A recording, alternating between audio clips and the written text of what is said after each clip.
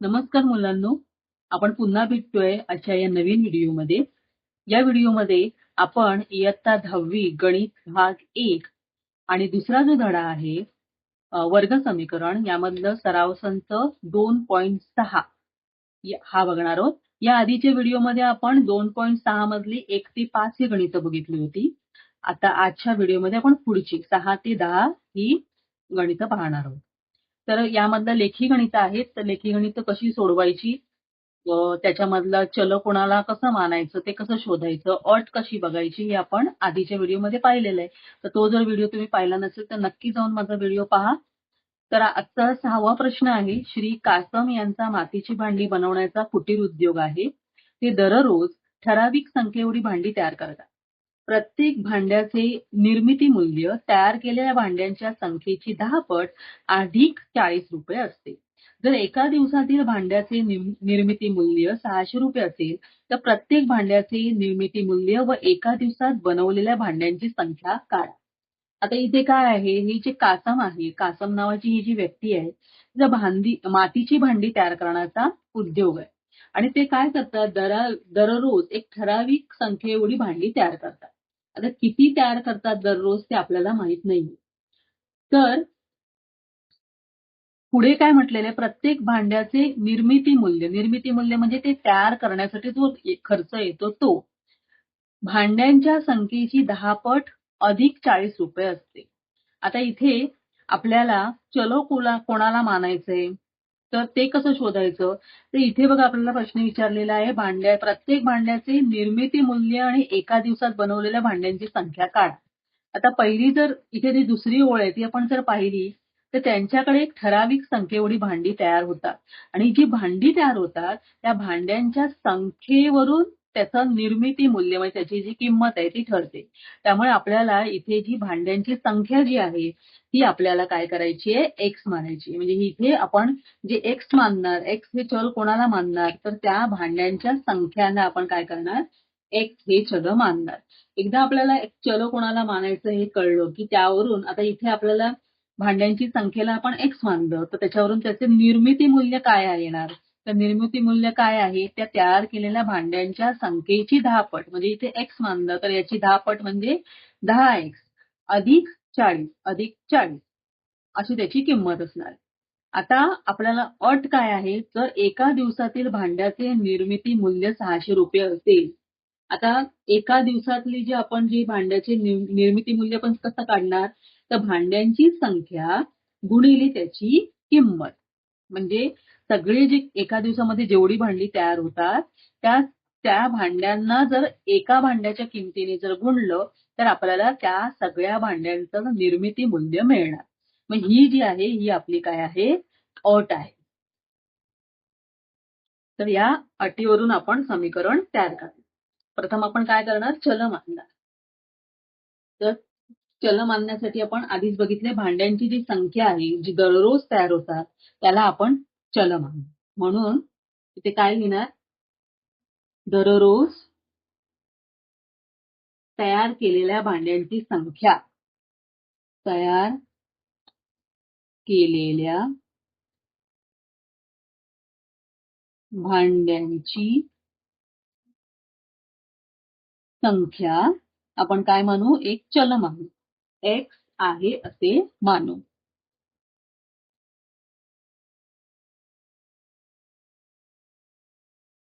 पण याला चल मानलं. आता त्याचं एका भांड्याचं निर्मिती मूल्य काढायचं. म्हणजे एकाची किंमत मिळाली की त्यावरून आपण अनेक भांड्यांची किंमत काढू शकू. म्हणून एका भांड्याचे निर्मिती मूल्य म्हणजे त्याची किंमत काय कशी काढणार ती, इथे बघा दिले, त्या संख्येची 10 पट अधिक 40 रुपये ही काय आहे, एका भांड्याची किंमत.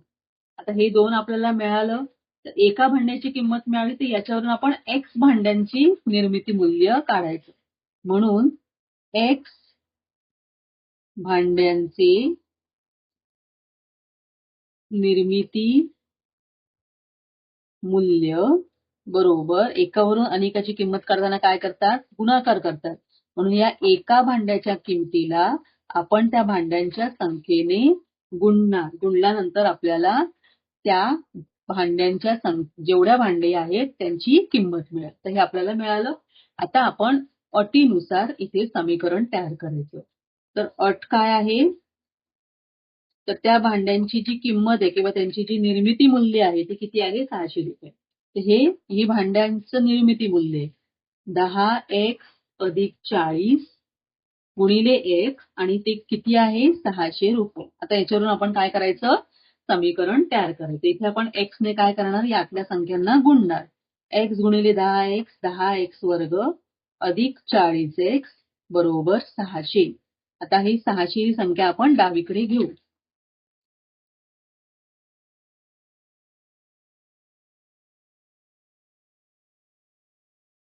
मग काय येईल? 10x वर्ग अधिक 40x वजा 600 बरोबर 0. आता इथे बघा काय आहे? त्या 10च्या पटीतली संख्या आहे सगळ्या. तर आपण काय करायचं? त्याला संपूर्ण समीकरणाला 10 ने भागायचं. या समीकरणाला 10 ने भागल्यावर काय येईल? x वर्ग अधिक 4x वजा 60 बरोबर 0. आपण काय केलं इथं? समीकरणास 10 ने भागल्यानंतर आपल्याला असं मिळालं. आता इथे आपल्याला काय करायचंय? तर याआधी आपण सोडवलं त्याप्रमाणे त्रिपदीचे अवयव पाडायचे आणि त्याच्यावरून एक चलाची किंमत काढायची. तर इथे बघा 60 आहे. तर 60चे आपल्याला असे अवयव पाडायचे की त्या अवयवांची वजाबाकी 4 हे पद येईल.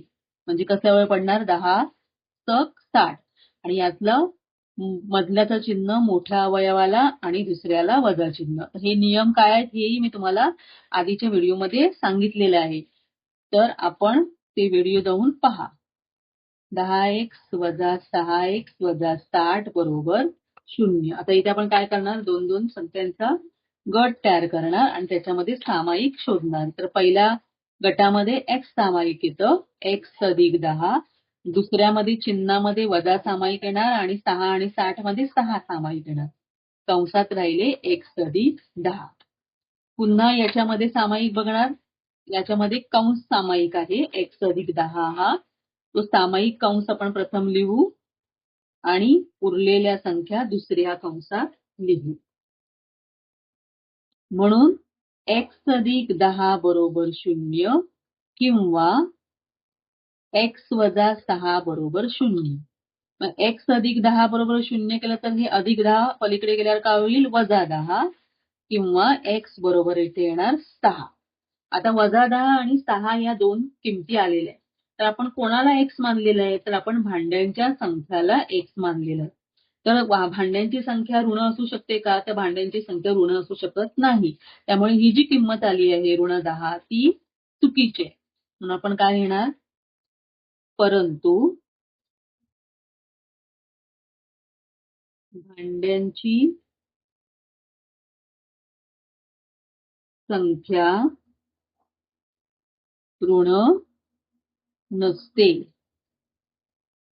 म्हणून x बरोबर 10 हे चुकीचं आहे. मग भांड्यांची संख्या काय येणार? भांड्यांची संख्या जी धन आहे ती किती आहे? 6. आता आपल्याला भांड्यांची संख्या मिळाली. आपल्याला एका प्रश्नाचं उत्तर मिळालं. दुसरं काय विचारलंय? त्याची निर्मिती मूल्य म्हणजे त्याची किंमत आपल्याला विचारली. आपण आता त्याची किंमत काढूया.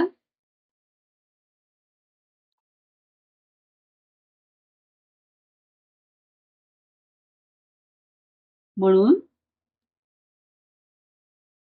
एका भांड्याचे निर्मिती मूल्य, एका भांड्याचं निर्मिती मूल्य विचारलं. एका भांड्याचं निर्मिती मूल्य काय होतं? 10x अधिक 40. त्याच्या संख्येचे 10 पट अधिक 40. संख्या आपण आता x काढली. किती आली? 6. ती किंमत आपण इथे घालणार. 10 गुणिले 6 60 अधिक 40 म्हणून किती आलं 100 रुपये. एका भांड्याचं निर्मिती मूल्य काय आलं 100 रुपये. अशा पद्धतीने आपण हा जो 6वा प्रश्न आहे तो सोडवलेला आहे. आता पुढचा प्रश्न आपण बघूया 7वा प्रश्न.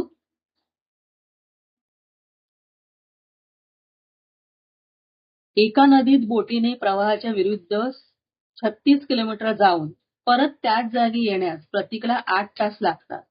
बोटीचा संथ पाण्यातील वेग ताशी 12 किलोमीटर असल्यास नदीच्या प्रवाहाचा वेग काढा.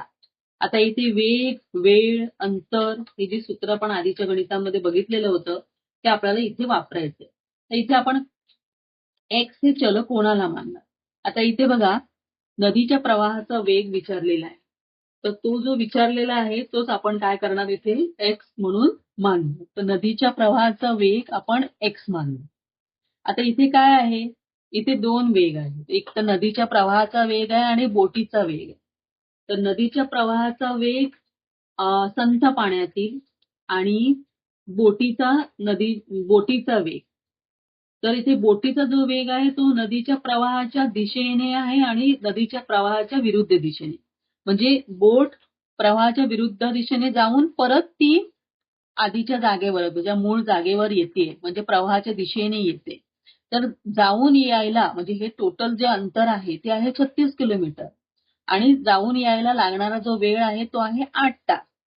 आणि इथे आपल्याला दिलेला आहे बोटीचा संथ पाण्यातील वेग दिलेला आहे तो आहे 12 किलोमीटर. तर संथ पाण्यातील वेग दिलेला आहे बोटीचा आणि आपल्याला नदीच्या प्रवाहाचा वेग काढायचा आहे. तर प्रथम आपण काय करणार नदीच्या प्रवाहाचा वेग आपण एखादं चल मानणार.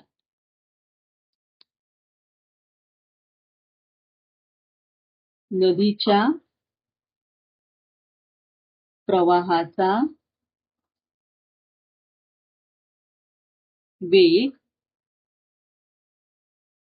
ताशी ताशी म्हणजे काय तासाला एका तासाला किती आहे एक्स किलोमीटर आपण मानू.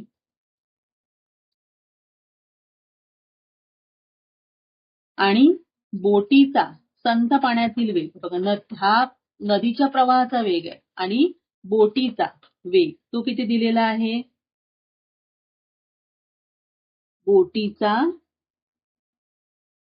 संथ पाण्यातील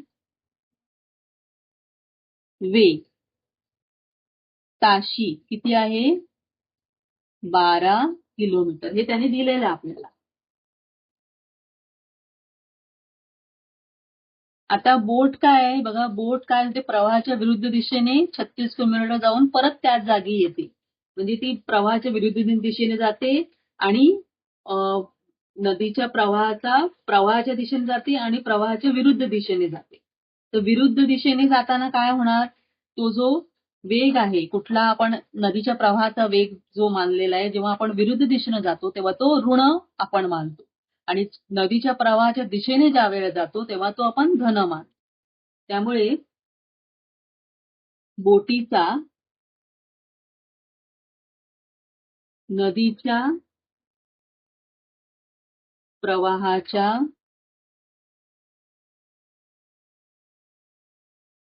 दिशेने वेग काय येणार बोटीचा संथ पाण्यातील वेग जेव्हा बोट प्रवाहाच्या दिशेने जाते तेव्हा बोटीचा वेग आणि नदीचा वेग याला आपण काय करणार मिळवतो. कारण तो बोट जी आहे ती नदीच्या प्रवाहाच्या दिशेने जाते. मग बोटीचा वेग आहे 12 आणि नदीचा प्रवाहाचा वेग काय आहे एक्स म्हणून तो काय आला 12 अधिक एक्स किलोमीटर दर तास. आता इथे बघा इथे दर तास लिहिलेलं आहे. जर इथे आपण ताशी इथे आधी जर म्हटलं तर इथे फक्त किलोमीटर लिहायचं इथे ताशी म्हटलेलं नाहीये. म्हणून आपण इथे लिहिताना काय लिहिलंय किलोमीटर दर तास म्हणजे एका तासाला एवढं किलोमीटर ते जातं. आता हा प्रवाहाच्या दिशेने वेग आहे. जर बोट प्रवाह जेव्हा विरुद्ध दिशेने जाते बोटीचा नदीच्या प्रवाहाच्या विरुद्ध दिशेने वेग विरुद्ध दिशेने वेग काय येणार तर बोटीचा वेग, संत पाण्यातील वेग वजा नदीचा वेग. आपण वजा का घेतलं? कारण आपण विरुद्ध दिशेने जातोय म्हणून. म्हणून ती ऋण घेतात, वजा घेतात. किलोमीटर दर तास. आता तो काय करतोय? बोटीच्या प्रवाहाच्या विरुद्ध दिशेने 36 किलोमीटर तो जातोय आणि परत तो मूळच्या त्याच्या ठिकाणी येतोय. तर त्याला लागणारा वेळ आपल्याला काढावा लागेल. तर आपण अंतर, वेग आणि वेळ याचं जे सूत्र आहे ते आपल्याला इथे वापरायचे. तर सूत्र काय आहे? अंतर बरोबर वेग गुणिले वेळ. मग जर आपल्याला त्याचा वेळ काढायचा आहे तर सूत्र काय येणार? वेळ बरोबर अंतर भागिले वेग.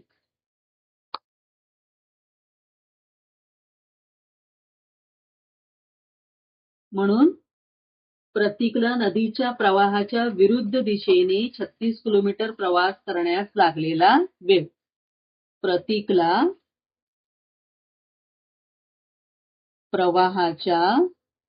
नदीच्या प्रवाहाच्या विरुद्ध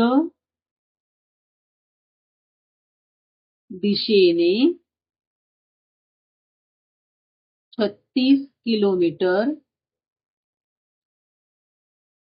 प्रवास करण्यास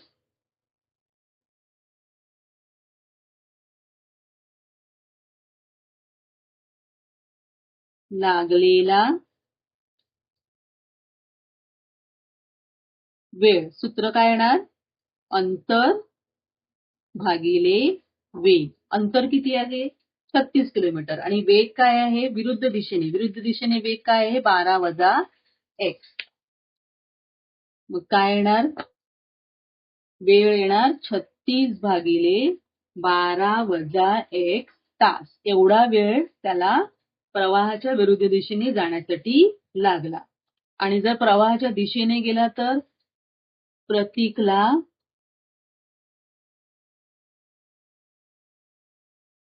परतीच्या प्रवासात प्रवाहाच्या दिशेने 36 किलोमीटर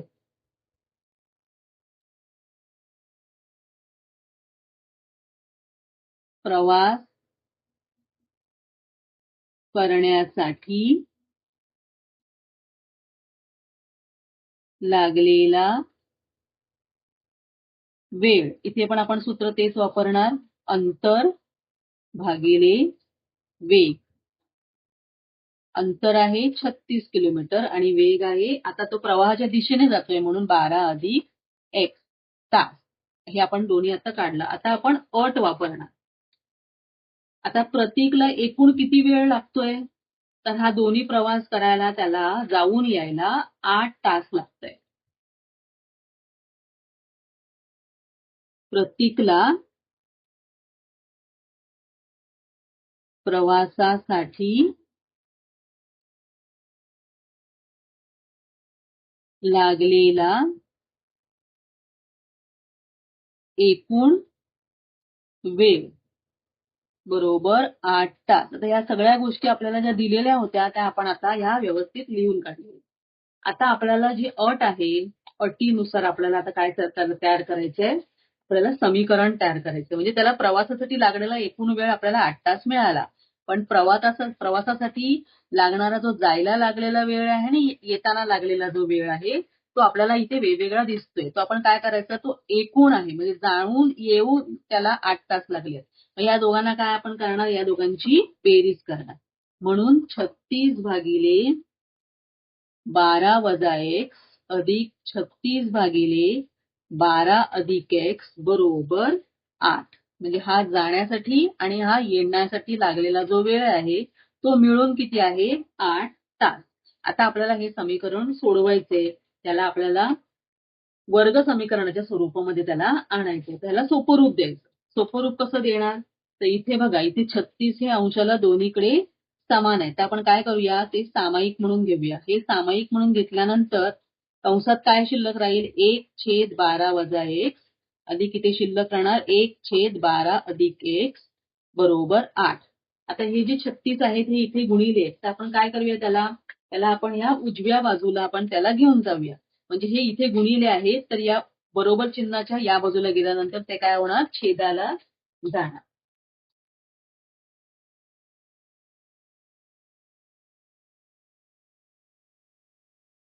म्हणजे काय येईल 1/12 वजा x अधिक 1/12 अधिक x बरोबर 8. आणि हे 36 जे आहे ते इथे गुणिले होते या बाजूला गेल्यावर काय होणार छेदाला. आता इथे आपल्याला काय करायचंय छेद समान करायचे. मग आपण काय करणार छेद समान करण्यासाठी तिरकस गुणाकार करणार 1/12 अधिक x 12 अधिक x आणि 1/12 वजा x 12 वजा x आणि या दोघांचा गुणाकार 12 वजा x गुणिले 12 अधिक x बरोबर 8/36. इथे आपण सोपं रूप पण देऊ शकतो. 4चा भाग लागणार 4 दुने 8 9 चोक 36 2/9. आता इथे बघा वजा x अधिक x केलं आणि 12 अधिक 12 झाले 24. आणि जी छेदाला जी संख्या आहे हे काय होणार आहे याला सोपं रूप देणार आपण. इथे कसं सोपं रूप देणार ते कुठल्या स्वरूपात आहे a अधिक b गुणिले a वजा b हे विस्तार सूत्र आहे.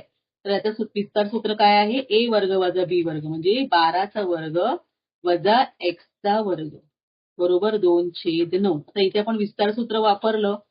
कुठलं वापरलं a अधिक b गुणिले a वजा b बरोबर a वर्ग वजा b वर्ग हे विस्तार सूत्र आपण इथे वापरलं.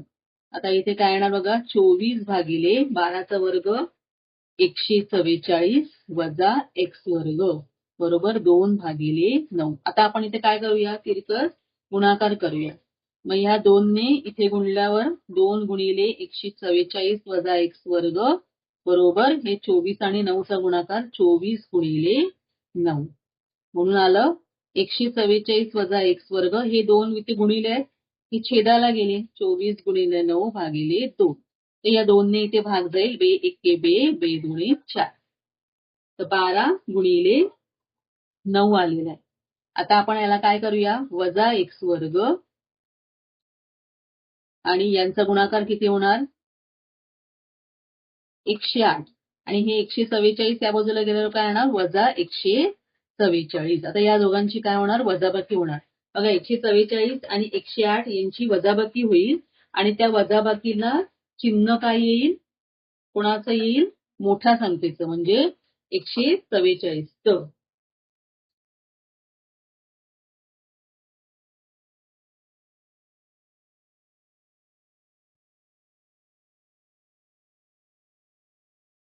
म्हणजे काय येणार वजा x वर्ग बरोबर वजा 36. वजा x वर्ग बरोबर काय आलं वजा 36. आता हे वजा 1ने आपण त्याला भागलं तर काय येणार x वर्ग बरोबर 36. आता आपल्याला x ची किंमत काढायची म्हणून आपण काय करणार वर्गमूळ काढणार म्हणजे x बरोबर आलं अधिक वजा 6 येतं.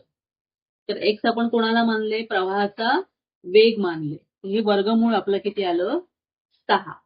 तर प्रवाहाचा वेग किती आलं 6 आलं. म्हणून नदीच्या प्रवाहाचा वेग आपल्याला काढायला सांगितलेला. नदीच्या प्रवाहाचा वेग ताशी 6 किलोमीटर हे आपल्याला काढायला सांगितलं. तर आपण अशा पद्धतीने नदीचा प्रवाहाचा वेग काढला. आता याच्या पुढचं गणित आपण सोडूया. ते आहे 8वं गणित.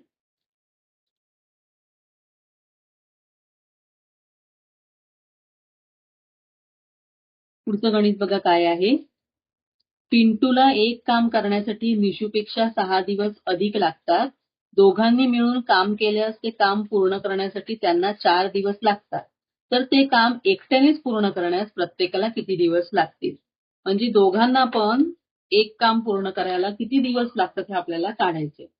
पिंटूने एक काम केलेलं आहे आणि निशूने पण तेच काम केलेलं आहे. तर इथे आपण x हे चल कोणाला मानणार तर इथे बघा पहिला जी ओळ आहे, पिंटूला एक काम करण्यासाठी निशूपेक्षा 6 दिवस अधिक लागतात. तर पेक्षा मी आधीच्या गणितामध्ये पण सांगितलेलं की ज्या शब्दाला जोडून पेक्षा हा हे शब्द येतो त्याला नेहमी एक्स हे चल मानायचं. म्हणजे निशूला काम करण्यासाठी लागणारे जे दिवस आहेत ते आपण एक्स मानायचे. त्यानंतर दोघांनी मिळून काम केल्यास ते काम पूर्ण करण्यासाठी 4 दिवस लागतात. ही जी आहे ही अट आहे. तर ह्या अटीवरून आपण समीकरण तयार करायचं. तर प्रथम आपण काय करूया, चल मानूया. निशूला एक काम करण्यास एक्स दिवस लागतात असे मानू. जर निशूला एक्स दिवस लागतात तर तेच काम करण्यासाठी पिंटूला किती लागत असतील. म्हणून पिंटूला तेच काम करण्यासाठी पहिल्या ओळीत काय म्हटलंय, 6 दिवस जास्त लागतात. कोणापेक्षा, निशूपेक्षा. किती दिवस लागणार, एक्स अधिक 6 दिवस लागतात. आता एका दिवसात त्यांनी केलेलं आपल्याला काम काढायचंय, कारण दोघांनी मिळून किती दिवस लागतात हे दिलेलं आहे. त्याच्यावरून आपल्याला समीकरण तयार करायचं. म्हणून त्यांचं एका दिवसातलं काम काढायचं. म्हणून निशू एका दिवसात किती काम करेल, एक काम करायला त्याला 1 दिवस लागतात. म्हणजे एका दिवसात केलेलं काम कसं काढणार, तर 1/x म्हणजे एक काम भागिले वेळ. एक्स दिवस लागतात म्हणून 1/x. निशू एका दिवसात 1/x काम पूर्ण करतो. आता याच पद्धतीने पिंटू एका दिवसात किती काम पूर्ण करतो. पिंटू एका दिवसात इथे किती दिवस लागतात त्याला, x अधिक 6 म्हणजे 1/x+6 काम पूर्ण करतो. आता दोघे मिळून एका दिवसामध्ये किती काम पूर्ण करतात, तर दोघे मिळून म्हणजे दोघं हे एका दिवसामध्ये हा 1/x करतो, हा 1/x+6 करतो. मग दोघे मिळून किती करणार, दोघे मिळून एका दिवसात यांची बेरीज करणार आपण. 1/x अधिक 1/x+6 काम पूर्ण करतात. जर एका दिवसात एवढं करतात तर 4 दिवसामध्ये किती करणार, तर त्याला एकावरून अनेकाची किंमत काढताना आपण गुणाकार करतो. तर म्हणून दोघांनी 4 दिवसात केलेले काम किती असणार, याला 4 ने गुणणार. 4 गुणिले 1/x अधिक 1/x+6 हे यांनी 4 दिवसात केलेलं काम आहे. म्हणजे एक काम 4 दिवसामध्ये पूर्ण करतात दोघं जण. ते केवढं आहे, ते एवढं आहे. तर याच्यावरून आपण काय करणार, आपण समीकरण तयार करणार. म्हणून दिलेल्या माहितीनुसार हे 4 दिवसात केलेलं जे काम आहे 1/x अधिक 1/x+6 ते 4 दिवसामध्ये किती काम पूर्ण करतात, एक काम पूर्ण करतात. तर हे आपलं यावरून आपण आता समीकरण तयार करायचं. तर बघा हे 4 जे आहेत ते इथे गुणिले आहेत, ते आपण उजवीकडे घेऊन जाऊया. म्हणजे ते काय होतील, छेदाला जातील. 1/4. आता याला सोपं रूप द्यायचं, तिरकस गुणाकार करायचा. मग काय येईल, x अधिक 6 अधिक x गुणिले 1 x भागिले x गुणिले x अधिक 6 बरोबर 1/4. इथे अंशाला बेरीज होणार. x अधिक x 2x अधिक 6 आणि याला गुणणार 4 आणि हा तिरका गुणाकार करणार x गुणिले x अधिक 6. तर काय येईल बघा 4 दुने 8x अधिक 6 चोक 24 बरोबर x वर्ग अधिक 6x. आता आपल्याला x हे पद असलेले x वर्ग असलेलं पद आपण या बाजूला घेऊया x वर्ग अधिक 6x बरोबर 8x अधिक 24. आता या सगळी पदं आपण डाव्या बाजूला घेऊया x वर्ग अधिक 6x वजा 8x वजा 24 बरोबर 0. मग काय येईल x वर्ग वजा 2x वजा 24 बरोबर 0. दोघांची वजाबाकी झाली. आता आपल्याला काय करायचे अवयव पाडायचे. तर 24 या संख्येचे तिसऱ्या पदाचे आपल्याला अवयव असे पाडायचे की त्याची वजाबाकी 2 ही संख्या येईल. तर 24चे असे कसे अवयव पडणार तर त्याची वजाबाकी 2 येईल 6 चोक 24 आणि चिन्ह देताना काय करणार मधल्याचं चिन्ह मोठ्याला आणि दुसऱ्याला त्याच्या विरुद्ध चिन्ह. आता आपल्याला काय करायचे हे अवयव 2x च्या ऐवजी मांडायचे. म्हणजे काय येईल x वर्ग वजा अधिक 6x वजा 8x वजा 8x नाही 4x ना 6 चोक 24 वजा 6x सॉरी इथे येणार वजा 6x अधिक 4x वजा 24 बरोबर 0. आता आपण काय करणार दोघांचा गट तयार करून त्याच्यामध्ये सामायिक शोधणार. मग काय येईल x गुणिले x वजा 6 अधिक 4 गुणिले x वजा 6 बरोबर 0. पुन्हा दोघांचा गट तयार केला त्याच्यामध्ये सामायिक शोधलं तर काय येणार x वजा 6 सामायिक आहे दोघांमध्ये पण आहे उरलेले दुसऱ्या कंसात. मग x वजा 6 बरोबर 0 किंवा x अधिक 4 बरोबर 0. म्हणून x बरोबर आलं 6 किंवा x बरोबर आलं वजा 4. आता ह्या दोन किमती आल्या काय मानले आपण x कोणाला मानले दिवसाची जी संख्या आहे त्याला x मानलेला आहे. तर दिवसांची संख्या कधीही ऋण नसते म्हणून हे चुकीचं येणार आणि बरोबर हे येणार. परंतु दिवसांची संख्या ऋण नसते म्हणून x बरोबर वजा 4 हे चुकीचं आहे म्हणजे x बरोबर वजा 4 येत नाही. म्हणून निशूला एक काम करण्यासाठी किती दिवस लागतात तर 6 दिवस लागतात. आणि दोघांचं पण विचारलंय आपल्याला काय विचारलंय त्यांनी की तर प्रत्येकाला किती दिवस लागतील एक काम करायला म्हणजे पिंटूचं पण आपल्याला विचारलंय. म्हणून पिंटूला एक काम करण्यासाठी किंवा तेच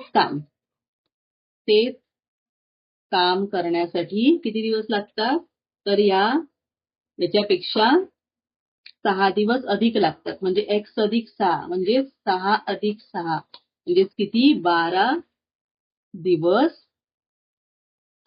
लागतात. अशा पद्धतीने आपण दोघांनाही एक काम पूर्ण करण्यासाठी किती वेळ लागतो ते काढलेलं आहे. आता याच्या पुढचं जे गणित आहे 9 ते आपण आता पाहूया. आता इथे 460 या संख्येला एक नैसर्गिक संख्या एका नैसर्गिक संख्येने भागल्यास भागाकार भाजकाच्या 5 पटीपेक्षा 6 ने अधिक येत असून बाकी एक येते तर भागाकार व भाजक किती. इथे आपल्याला भागाकार भाजक बाकी भाज्य या संदर्भातलं जे सूत्र आहे ते आपल्याला माहिती हवं कारण त्यावरूनच आपल्याला समीकरण तयार करायचं. तर इथे जेव्हा आपण एखाद्या संख्येला भागतो तर ह्या ज्या संख्येला आपण भागतो म्हणजे 460 जी ही संख्या जी आहे त्याला भागलेलं आहे त्याला काय म्हणतात भाज्य म्हणतात. ज्या संख्येने भागतो त्याला भाजक म्हणतात आणि त्यांचं त्यांना भागल्यानंतर जे आपल्याला मिळतं त्याला भागाकार म्हणतात आणि जे उरते त्याला बाकी म्हणतात. तर इथे आपण काय करणार आहोत, प्रथम इथे आपल्याला भागाकार आणि भाजक किती विचारलेले, पण आपल्याला चल कोणाला मानायचंय बघा. 460 या संख्येला एका नैसर्गिक संख्येने भागल्यास भागाकार भाजकाच्या 5 पटीपेक्षा पेक्षा कोणाला जोडून आलाय, भाजकाच्या. म्हणून भाजकाला आपण काय करणार, चल मानणार. तिथे आपण काय करायचं, भाजक एक्स मानू. भाजकाला एक्स मानलं तर 460 काय येणार, भाज्य. भाज्य किती आहे, 460. आपल्याला भागाकार हवाय, भागाकार कसा येणार, तर भागाकाराला आपल्याला त्याने दिलेला आहे, काय दिलंय, संख्येने भागल्यास भागाकार भाजकाच्या 5 पटीपेक्षा. भाजक काय आहे, एक्स, त्याची 5 पट म्हणजे 5x अधिक 6 म्हणजे 5x अधिक 6 हा भागाकार आहे. येत असून बाकी किती दिलेली आहे, बाकी आहे 1. तर आपल्याला भागाकार आणि भाजक किती ते काढायचे. तर सूत्र काय आहे, खूप आधी तुम्ही शिकलेलं आहे हे सूत्र, भाज्य बरोबर भाजक गुणिले भागाकार अधिक बाकी. म्हणजे भाज्य आणि भाजक आणि भागाकार यांचा गुणाकार करून त्यामध्ये बाकी मिळवली की आपल्याला भाज्य मिळतं. तर या सूत्रामध्ये आपण ह्या किमती जे दिलेल्या आहेत आपल्याला त्या सगळ्या घालूया. 460 बरोबर भाजक आहे एक्स, भागाकार आहे 5x अधिक 6 आणि बाकी आहे 1. आता यांना सोपं रूप देऊया. 460 बरोबर 5x वर्ग अधिक 6x अधिक 1 म्हणून 5x वर्ग अधिक 6x अधिक 1 आणि हे 460 या बाजूला आले तर काय येणार, वजा 460 बरोबर 0. म्हणून 5x वर्ग अधिक 6x वजा 460 आणि 1 यांची वजाबाकी येणार 459 बरोबर 0. आता इथे आपल्याला काय करायचंय, हे जे 459 आहेत त्यांचे आपल्याला अवयव पाडायचे. पण आता इथे जर आपण बघितलं तर इथलं पहिली जी संख्या आहे म्हणजे वर्गीय पदाचा जो सहगुणक आहे तो 1 नाहीये. तर ज्या वेळेला वर्गीय पदाचा सहगुणक 1 नसतो त्यावेळेला कसे अवयव पाडायचे ते आपण आधीच्या ह्याचा जे सराव संच होता त्यामध्ये पाहिलेलं आहे. तर आपल्याला काय करायचं, या वर्गीय पदाचा सहगुणक जो आहे तो आणि जे तिसरं पद आहे ते या दोघांचा गुणाकार करायचा आणि त्याचे अवयव आपल्याला पाडायचे. तर ह्या दोघांचा गुणाकार काय येणार, 459 गुणिले 5 यांचा गुणाकार येतो 2295. आता आपल्याला याचे अवयव असे पाडायचे की त्या अवयवांची, कारण चिन्ह आहे वजा, त्या अवयवांची वजाबाकी मधल्या पदाचा सहगुणक येईल. तर मधल्या पदाचा सहगुणक काय आहे, 6. तर आपल्याला असे अवयव पाडायचे की त्यांची वजाबाकी 6 येईल. तर आपण त्याचे अवयव कसे पाडणार, तर उभ्या मांडणीने आपण त्याचे अवयव पाडू. तुम्हाला दाखवते अवयव पाडून. इथे बघा 2295. तर आपण उभ्या मांडणीने अवयव पाडूया. तर प्रथम तर ही संख्या जी एकक स्थानी 5 आहे म्हणजे 5 ने भाग जाणार. 5 चोक 20, 5 5 25, 5 9 45. नंतर 3 भाग लावूया. 3 एके 3, 3 5 15, 3 त्रिक 9. पुन्हा 3, 3 5 15, 3 एके 3. पुन्हा इथे 3 भाग जाईल. 3 एके 3, 3 7 21 आणि मग 17 एके 17. आता हे जे आले ते त्याचे अवयव आले. याच्या आपल्याला अशा पद्धतीने आपण त्याचे गुणाकार करणार की त्यांची वजाबाकी जी आहे ते असे अवयव आपल्याला शोधायचे की ती वजाबाकी किती आली पाहिजे, 6 आली पाहिजे. असे आपल्याला त्यांचे अवयव पाडायचे. इथे जर बघितलं तर 5 त्रिक 15, 15 त्रिक 45 आणि 17 त्रिक 51. 45 आणि 51 यांची वजाबाकी येते 6. तर आपल्याला ते अवयव या ठिकाणी लिहायचे. मग काय येणार, 5x वर्ग अधिक, आता अवयव कसे आले बघा, 2295 चे अवयव आपण आता कसे पाडले आहेत, 45 आणि 51. आता यांना चिन्ह देताना काय करायचं, मधलं पद आहे, मधल्या पदाचं चिन्ह अधिक आहे, ते मोठ्याला द्यायचं आणि दुसऱ्याला वजा. 5x वर्ग अधिक 51x वजा 45x वजा 459 बरोबर 0. मग आता दोघांचा आपण गट तयार करणार. बघा इथे सामायिक काय येणार,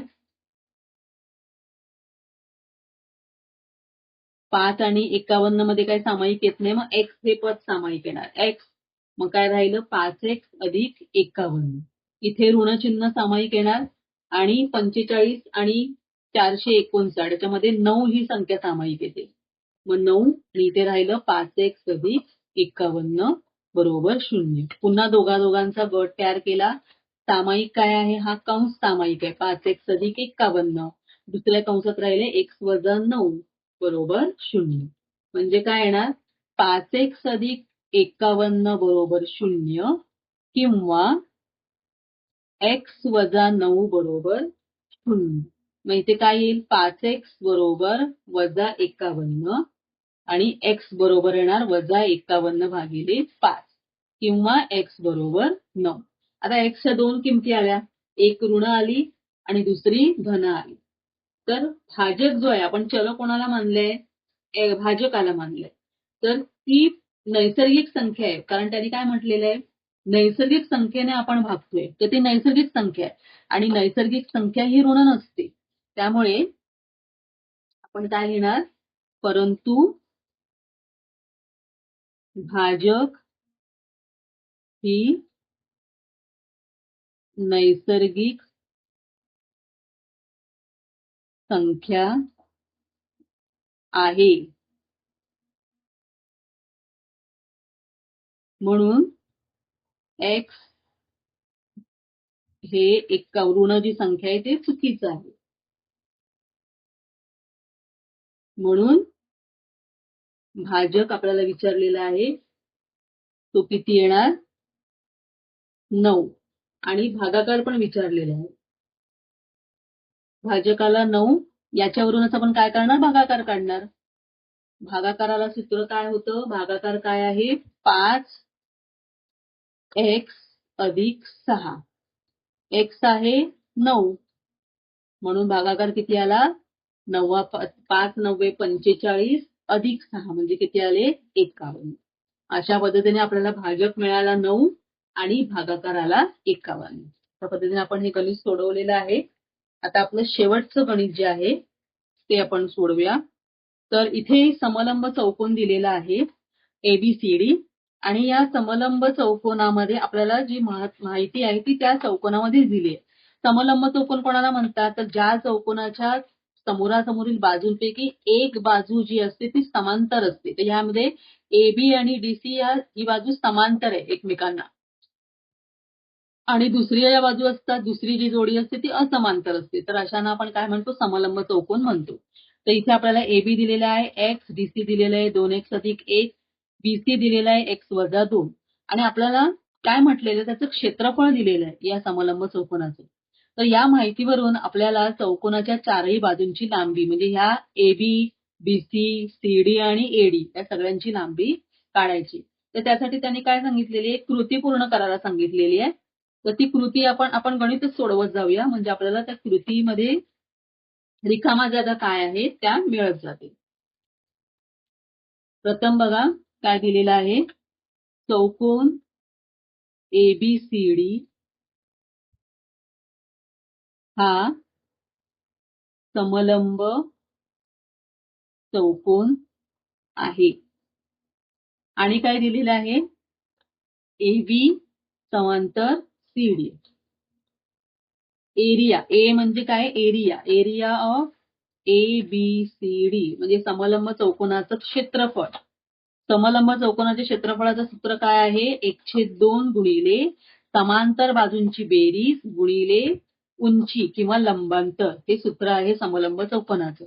तर मग 1/2 कंसात आहे AB अधिक CD या समांतर बाजू आहेत आणि गुणिले त्याची जी उंची आहे किंवा त्याचं जे लंबांतर आहे ते आपल्याला रिकामी जागा दिलेली आहे. तर ती उंची किती आहे इथे AM आहे. AM. तर ही आपली रिकामी जागा झाली. आता पुढे काय दिलेलं आहे, याचं क्षेत्रफळ दिलेलं आहे 33 बरोबर 1/2. या दोघांची आपल्याला लांबी माहिती आहे. AB आहे x आणि CD आहे 2x अधिक 1 गुणिले AM सुद्धा आपल्याला माहिती आहे.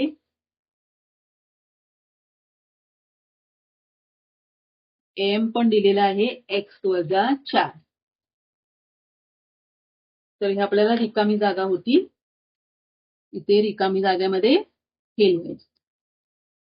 आता बघा इथे हे 2 आहेत छेदाला, ते या बाजूला गेल्यावर काय होणार गुणिले होणार. म्हणजे इथे काय होणार 33 गुणिले 2 66. ही पण रिकामी जागा आहे, भरायची आहे ती रिकामी जागा. बरोबर 1/2. 1/2 आपण त्या बाजूला घेतले. इथे बेरीज होणार 2x अधिक x 3x अधिक 1 गुणिले x वजा 4. आता इथे त्याने डायरेक्ट पुढे काय केलेलं आहे, यांचा गुणाकार करून पुढे आलेलं आहे. तर आपण काय करूया, सोपं रूप देऊया आपण या ठिकाणी.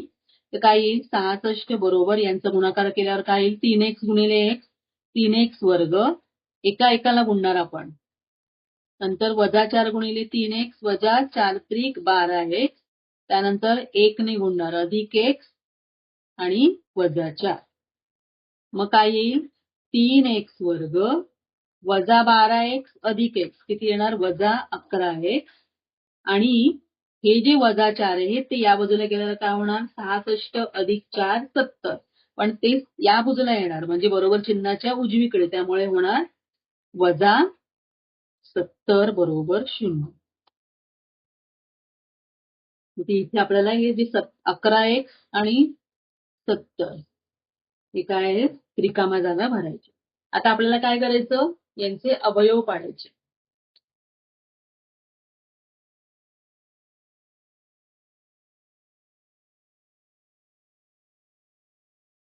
तर त्यांनी आपल्याला जे रिकामी जागा भरायला सांगितलं ते डायरेक्ट पुढची पायरी आहे, पण आपण त्याचे काय करूया अवयव पाडून घेऊया. म्हणजे 3x वर्ग आपल्याला 70चे असे अवयव पाडायचे की 70 आणि इथे किती आहेत 3 आहेत. 70 गुणिले 3 या संख्येचे अवयव पाडायचे. 70 गुणिले 3 किती येतात 210. आपल्याला 210चे असे अवयव पाडायचे की त्यांची वजाबाकी किती येईल 11 येईल. तर याचे अवयव कसे पाडणार 21 गुणिले 10 त्यांची वजाबाकी 11 येते. तर चिन्ह देताना काय करायचं, मधल्या पदाचं जे चिन्ह आहे ते मोठ्याला आणि दुसऱ्याला अधिक चिन्ह. आता आपण अवयव लिहूया. वजा 21x अधिक 10x वजा 70 बरोबर 0.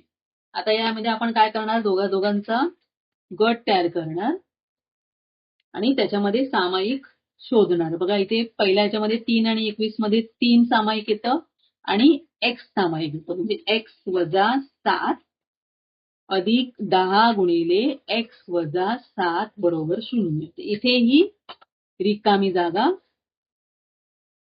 चौकट दिलेली.